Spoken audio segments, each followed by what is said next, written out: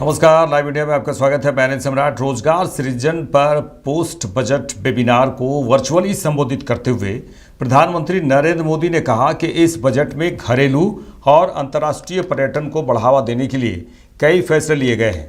देश भर में 50 गंतव्यों को पर्यटन पर फोकस करते हुए विकसित किया जाएगा।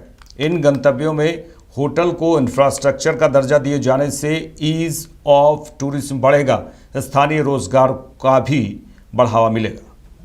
तो आज जब हम अर्थव्यवस्था में निवेश की बात कर रहे हैं तो हमें पर्यटन की संभावनाओं पर विशेष ध्यान देने की जरूरत है। पर्यटन सेक्टर का हमारी जीडीपी में योगदान 10% तक होने की संभावना है। इस सेक्टर में करोड़ों युवाओं को रोजगार देने की क्षमता है। इसलिए इस बजट में घरेलू और अंतर्राष्ट्रीय टूरिज्म को बढ़ावा देने के लिए कई फैसले लिए गए हैं। देश भर में 50 डेस्टिनेशंस को टूरिज्म पर फोकस करते हुए विकसित किया जाएगा। इन डेस्टिनेशंस में होटलों को इंफ्रास्ट्रक्चर का दर्जा दिए जाने से ईज ऑफ टूरिज्म बढ़ेगा, स्थानीय रोजगार को भी बढ़ावा मिलेगा। होम स्टे के लिए मुद्रा योजना का दायरा भी बढ़ाया गया है। हिल इन इंडिया और लैंड ऑफ द बुद्धा इस अभियान के माध्यम से दुनिया भर के पर्यटकों को आकर्षित किया जा रहा है। भारत एक ग्लोबल स्तर का टूरिज्म एंड वेलनेस हब बने, इस दिशा में प्रयास किए जा रहे हैं। चलिए आगे बढ़ेंगे। समाजवादी पार्टी के विधायक अबू आजमी के औरंगजेब वाले बयान पर, जिसे बाद में उन्होंने वापस ले लिया। उत्तर प्रदेश, इसी को लेकर उत्तर प्रदेश के मुख्यमंत्री योगी आदित्यनाथ ने कहा कि उस व्यक्ति को, अबू आजमी के बारे में उन्होंने कहा कि उस व्यक्ति को समाजवादी पार्टी से निकालो और यूपी भेजो, हम उसका उपचार करेंगे। उन्होंने कहा कि जो व्यक्ति छत्रपति शिवाजी महाराज की परंपरा पर गर्व करने के बजाय लज्जा महसूस करता है और औरंगजेब को अपना नायक मानता है, क्या उसे हमारे देश में रहने का अधिकार होना चाहिए? समाजवादी पार्टी को इसका जवाब देना चाहिए। उन्होंने कहा कि आप अपने उस विधायक पर नियंत्रण नहीं कर पा रहे हैं, आपने उसके बयान का खंडन क्यों नहीं किया? समाजवादी पार्टी का नेता, आपका विधायक घोषणा करो ना, उस कमबख्त को निकालो पार्टी से और उसको एक बार यूपी भेज दीजिए, बाकी उपचार हम अपने आप करवा लेंगे। जो व्यक्ति छत्रपति शिवाजी महाराज की परंपरा पर गौरव की अनुभूति करने की बजाय लज्जा महसूस कर रहा हो और औरंगजेब को अपना नायक मान रहा हो, क्या उसको भारत के अंदर रहने का अधिकार होना चाहिए क्या? और समाजवादी पार्टी को इसका जवाब देना चाहिए। एक तरफ आप कुंभ को कोसते रहे और दूसरी तरफ औरंगजेब जैसे दुष्ट और क्रूर धर्मांध मंदिरों को तोड़ने वाले व्यक्ति को, भारत की आस्था को निर्ममता के साथ रौंदने का कार्य करने वाले व्यक्ति को महिमा मंडन करते हो। आखिर कौन सी नस ऐसी आपकी दबी हुई है कि आप लोग अपने उस व्यक्ति पर, उस विधायक पर नियंत्रण नहीं कर पा रहे हैं? और इसीलिए मैं कहना चाहता हूं कि खंडन क्यों नहीं समाजवादी पार्टी खंडन करे इसका। बिहार के पूर्व मुख्यमंत्री और राजद नेता राबड़ी देवी ने कहा कि बच्चों के लिए खाना बनाने वाले रसोइयों को 1650 रुपये मिलते हैं। हम इसे बढ़ाने के लिए यह विरोध कर रहे हैं। बिहार में मुख्यमंत्री नीतीश कुमार के बयान पर उन्होंने कहा कि नीतीश कुमार ने सबको बनाया है, वे जब से आए हैं तब से देश बना है, बिहार बना है। जब से प्रधानमंत्री आए हैं तब से देश बना है, बिहार बना है। बढ़ाने को लेकर बच्चों को बनाती है तो 1650 मिलता है, तो इसीलिए हम लोग बढ़ाने के लिए ही मैडम कल नीतीश जी ने कहा कि लालू जी को भी मैंने ही बनाया था विधानसभा में, क्या कहें? सबको बनाया है। नीतीश जी आए हैं तब से देश बना है और बिहार बना है। और मोदी जी प्रधानमंत्री जी आए हैं तब से देश और बिहार बना है। ठीक है मैडम, धन्यवाद। चलिए बड़ी खबर आ रही है झारखंड से, जहां चाईबासा में आईईडी विस्फोट में घायल हुए सीआरपीएफ के 3 जवानों को इलाज के लिए रांची के एक अस्पताल में लाया गया। झारखंड डीजीपी अनुराग गुप्ता ने कहा है कि हमारे 3 जवान घायल हुए हैं, हमारे एक रेडियो ऑपरेटर के पैर में गंभीर चोट लगी है, जरूरत पड़ने पर हम उन्हें एयर एम्बुलेंस से दिल्ली भी ले जाएंगे। हम अपने जवानों के साथ खड़े हैं, किसी भी तरह की कमी नहीं होने देंगे। उन्होंने कहा है कि हम दोषियों की पहचान कर रहे हैं, उनके खिलाफ कार्रवाई कर रहे हैं। पहले भी कार्रवाई हुई है, कई मारे गए हैं और जो बचे हैं उन्हें 31 मार्च तक पकड़ लिया जाएगा या मार दिया जाएगा।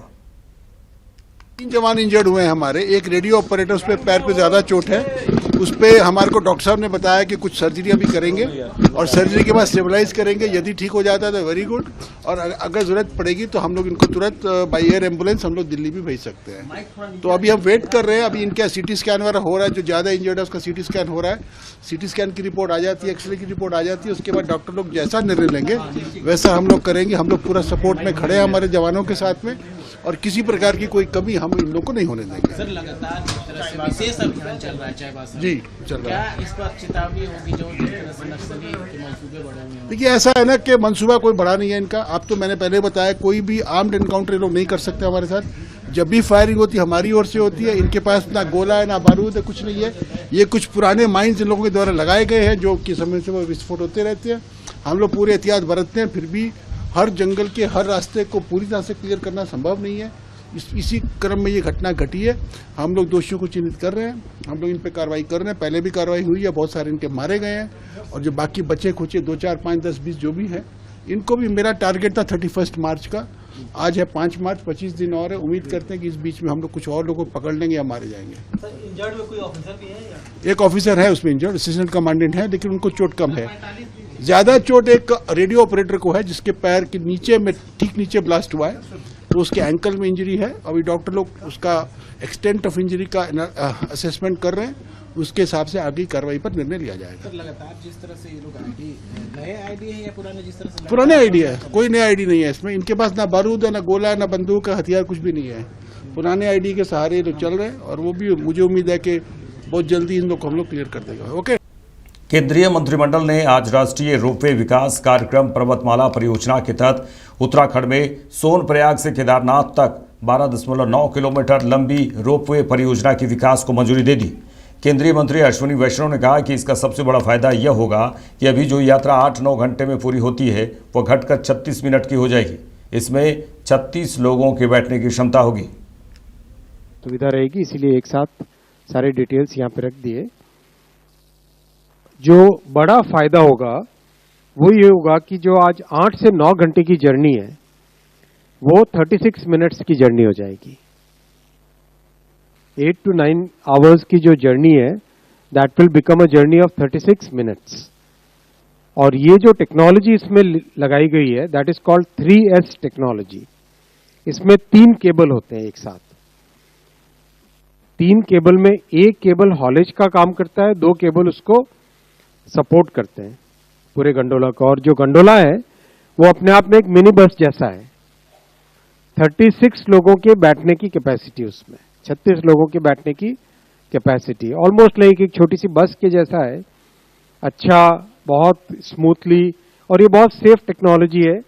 दुनिया के जो जाने माने टेक्नोलॉजी प्रोवाइडर्स हैं ऑस्ट्रिया के और फ्रांस के, उन लोगों के साथ मिलके इसको पूरे को डिजाइन किया गया है। बहुत बड़ा श्रद्धालुओं को तो बेनिफिट होगा ही होगा, और साथ ही साथ बहुत बड़ा जो लोकल बिजनेसेस हैं उनको भी बहुत बड़ा बेनिफिट होगा। लोकल यात्रियों की सुविधा के लिए जो लोग भी काम में लगते हैं उन सबको इसमें बहुत बड़ा बेनिफिट होगा। और जो आज 2 महीने की यात्रा है वो आराम से 6 महीने तक ये यात्रा करने का सौभाग्य सबको मिलेगा। ये अपने आप में एक बहुत बड़ी बात है। और जो दिव्यांगजन हैं और जो हमारे बुजुर्ग साथी हैं उन सब के लिए भी एक बहुत बड़ी मेजर ये एक बेनिफिट इससे निकलेगा। मैं आपके सामने एक लास्ट पॉइंट, एक बहुत अच्छा पॉइंट आपके सामने रखना चाहूंगा कि कैसे एक प्रोग्रेसिव गवर्नमेंट अच्छा काम करे तो एक प्रॉपर लीगल फ्रेमवर्क बने। तो उत्तराखंड सरकार ने रोपवेज के लिए एक प्रॉपर लीगल फ्रेमवर्क बनाया है, क्योंकि एक नई टेक्नोलॉजी है, नया मोड ऑफ ट्रांसपोर्टेशन है।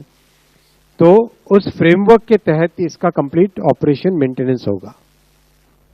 आगे बढ़ेंगे। दिल्ली सरकार में मंत्री मनजिंदर सिंह सिरसा ने मुख्यमंत्री रेखा गुप्ता के जीटीबी अस्पताल के दौरे पर कहा कि अरविंद केजरीवाल के पास समय कहां था। मुख्यमंत्री रेखा गुप्ता ने जीटीबी अस्पताल का दौरा किया। सील बंद मशीनरी अभी भी वहीं पड़ी हुई है। लोग कोविड में तड़प रहे थे, उन्हें ऑक्सीजन नहीं मिल रही थी और ऑक्सीजन कंसंट्रेटर वहीं पड़े रहे। वजह यह है कि जब यह सब करने का समय था तब अरविंद केजरीवाल शराब नीति बना रहे थे। उन्होंने कहा कि कर्नाटक के मंत्री प्रियांक खड़गे के बयान पर उन्होंने कहा कि कांग्रेस की नाकाम ड्रामेबाजी है और नौटंकी है, ये जारी रहेगी। अगर ये राहुल बाबा के सपने से बाहर निकले तो इन्हें कुछ पता चले। देखिए, अरविंद केजरीवाल जी के पास कहाँ समय था। जो कल हमारे माननीय मुख्यमंत्री जी ने जाके हॉस्पिटल का हाल देखा, गुरु तेग बहादुर हॉस्पिटल का, उसमें क्या निकला? बंद, सील बंद, पैकेटों में बंद पड़े अभी तक, डब्बों में बंद पड़ी अभी तक मशीनरी सारी पड़ी है। कोविड में लोग तड़प रहे थे, उनको ऑक्सीजन नहीं मिल रही थी और ऑक्सीजन कंसंट्रेटर बंद पड़े हुए हैं। जो पीपी किट चाहिए थी वो सारी अंदर पड़ी कबाड़ बन गई है। कारण क्या है कि जब ये सब कुछ करने का समय था तब अरविंद केजरीवाल जी शराब की पॉलिसी बना रहे थे। अरविंद केजरीवाल जी के दिल्ली के लोगों की सेहत की चिंता नहीं थी, उनको अपनी शराब नीति और पैसे की चिंता थी। 140 वेंटिलेटर भी मिले सर, साथ में वेंटिलेटर होता है, बहुत जरूरी होता है। तो वेंटिलेटर, आप बताइए, अब इससे ज्यादा ही सीरियसनेस क्या होगी कि जो आदमी आईसीयू के वेंटिलेटर भी कबाड़ में डाल दे और फिर कहे मेरी हेल्थ मॉडल है। ये अरविंद केजरीवाल जी का हेल्थ मॉडल है, जिसमें करोड़ों रुपया तो जो इक्विपमेंट्स हैं वो तो सड़ रहे हैं, गड़ रहे हैं, और अरविंद केजरीवाल जी अखबारों में ऐड लगा रहे हैं। आज के थोड़े आज जी बिल्कुल, बीजेपी सारी पार्टी एक्शन मोड में है, सारी सरकार एक्शन मोड में है। हम निरंतर रोज सुबह जो है कार्यक्रम रखते हैं और वो कार्यक्रम होते हैं नए कामों की शुरुआत करने का। आज भी बहुत सारे प्रोजेक्ट के मुहूर्त कर रहे हैं। लगभग अगले 10 दिन तक यही अब काम करना है। रजौरी गार्डन से हमने जो वादा किया था, विकसित भारत का विकसित दिल्ली होगा और विकसित दिल्ली की विकसित रजौरी गार्डन होगी, अब ये विकसित रजौरी गार्डन होगी, उसके संकल्प को पूरा करने जा रहे हैं। सर, ये काफी सवाल है। प्रियंक खड़गे हैं, उन्होंने माइनॉरिटीज को लेकर सवाल उठाया। उनका कहना है कि जो एससीपी और टीएसपी यानी कि दी शेड्यूल कास्ट सब प्लान और ट्राइबल सब प्लान जो है उसके फंड्स वगैरह रोके गए हैं। प्रधानमंत्री और बीजेपी पर आरोप है। देखिए, वो तो इनका कांग्रेस की ये तो ड्रामा और नौटंकी चलती रहेगी। ये बेचारे एक ही सपने से बाहर नहीं आ पाते राहुल बाबा के, उससे बाहर निकले तो इनको पता लगे। अगर किसी ने एससी और ट्राइब्स के लिए किया है तो आप देखिए, हमारी तो देश के प्रधानमंत्री चलाना को कर सकता है ना सोच सकता है। असम सीएम ने दिल्ली के मुख्यमंत्री रेखा गुप्ता ने कहा कि पिछली सरकार में कई समस्याएं लंबित थी, खासकर पानी, पेड़ों की छटाई, टूटी सड़कें। आज मैंने जितने भी इलाकों का दौरा किया वहां सबसे बड़ी समस्या पानी की थी। दिल्ली में कई और समस्या है जिसका जल्द से जल्द निपटारा करना है।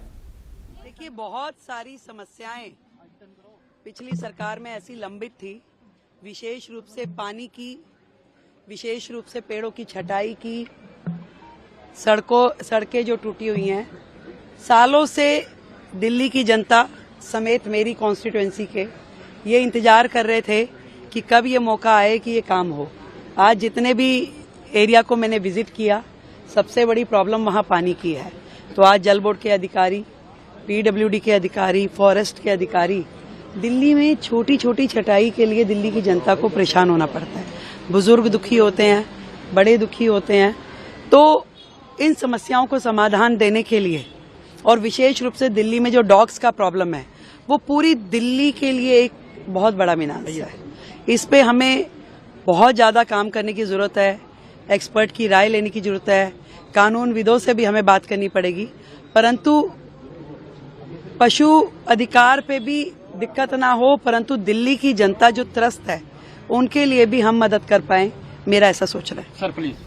संयुक्त सत्र को संबोधित करते हुए अमेरिकी राष्ट्रपति डोनाल्ड ट्रंप ने कहा कि पद की शपथ लेने के कुछ ही घंटों के भीतर मैंने हमारी दक्षिणी सीमा पर राष्ट्रीय आपातकाल की घोषणा कर दी। उन्होंने कहा कि मैंने हमारे देश पर आक्रमण को रोकने के लिए अमेरिकी सेना और सीमा गश्ती दल को तैनात किया और उन्होंने क्या शानदार काम किया। नतीजतन पिछले महीने अवैध सीमा पार करने की घटनाएं अब तक की सबसे कम रिकॉर्ड की गई। Within hours of taking the oath of office, I declared a national emergency on our southern border. and I deployed the U.S. military and border patrol to repel the invasion of our country. And what a job they've done. As a result, illegal border crossings last month were by far the lowest ever recorded, ever.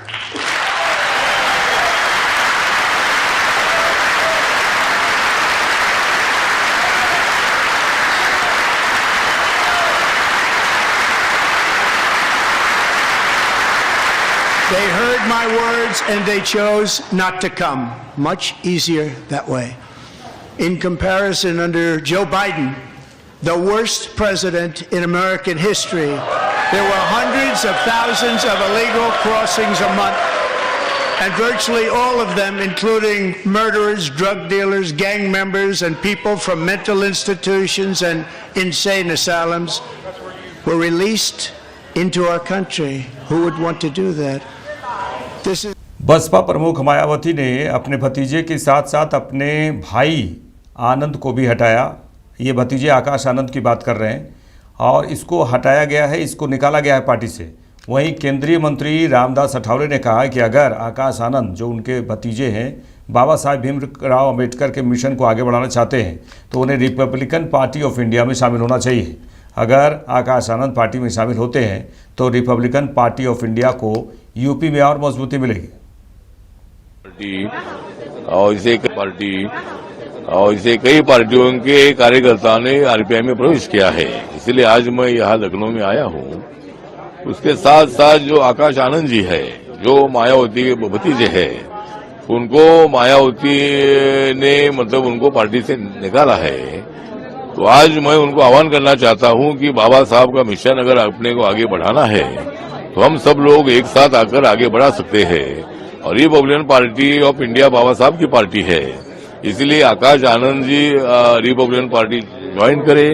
इसी तरह का एक मेरा उनको offer है और वक्त मिलेगा तो मैं उनके साथ बात करने वाला हूं। और वो अगर पार्टी में आ जाते हैं तो उत्तर प्रदेश में रिपब्लिकन पार्टी और भी ज्यादा मजबूत हो सकती है, इसलिए उनको पार्टी में आने का मेरा न्योता है।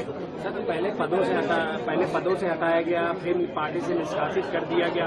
समाजवादी पार्टी भी ऑफर कर रही है, कैसे देखते हैं? मुझे लगता है कि समाजवादी पार्टी ऑफर जरूर कर रही होगी, लेकिन वो समाजवादी पार्टी में जाएगी नहीं। समाजवादी पार्टी में जाकर बाबा साहब का मिशन पूरा नहीं हो सकता है। और जिस तरह मुलायम सिंह यादव जी एक सोशल नेता रहे हैं, अखिलेश यादव भी उनके पुत्र हैं, लेकिन बाबा साहब का मिशन आगे बढ़ाने के लिए रिपब्लिकन पार्टी ही सही पार्टी है और ये पार्टी बाबा साहब ने स्थापित की थी। तो इसीलिए आकाश आनंद जी को आरपीआई में आने से ही समाज का भी फायदा और उनका भी फायदा होगा। महाराष्ट्र के सपा नेता अबू आजमी समाजवादी पार्टी के नेता शिवपाल सिंह यादव ने कहा कि बीजेपी के लोग सिर्फ नाम बदलने का काम करते हैं और कोई काम नहीं करते। हम समाजवादी लोग हैं, समाजवादी लोग कभी भी नहीं बदलते। बीजेपी के लोगों ने किसानों के लिए बीजेपी के लोग किसानों के लिए कुछ नहीं कर रहे, महंगाई कम नहीं कर रहे, न बेरोजगारी कम कर रहे हैं। वो सिर्फ जनता के भ्रम को फैलाते हैं। उन्होंने कहा कि क्षेत्रों में भ्रम फैलाते हैं, विधानसभा में भी भ्रम फैलाते हैं।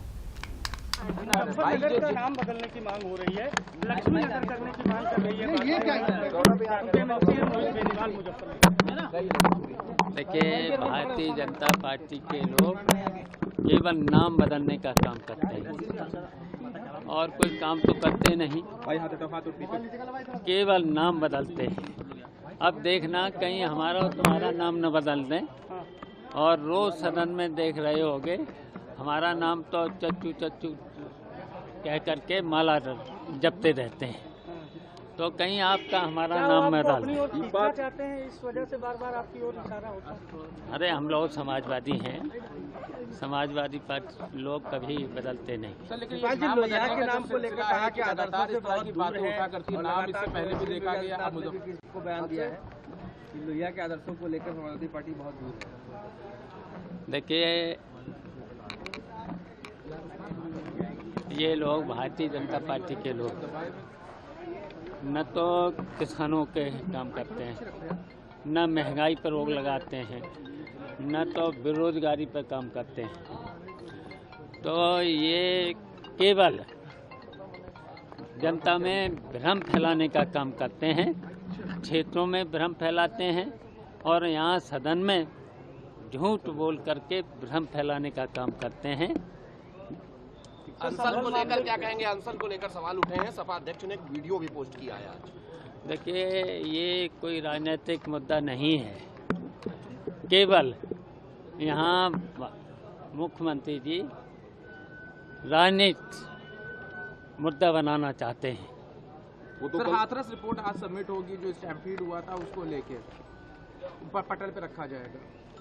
देखिए, इन्होंने अभी तो पहले भी संभल की रिपोर्ट प्रेषित कर दिया, अब ये हापुड़ की, हाथरस की, और इसी तरीके से इनके लिए भारतीय जनता पार्टी के लिए काला धब्बा होगा, और इस तरीके से काला धब्बा होगा, फिर देखा जाएगा।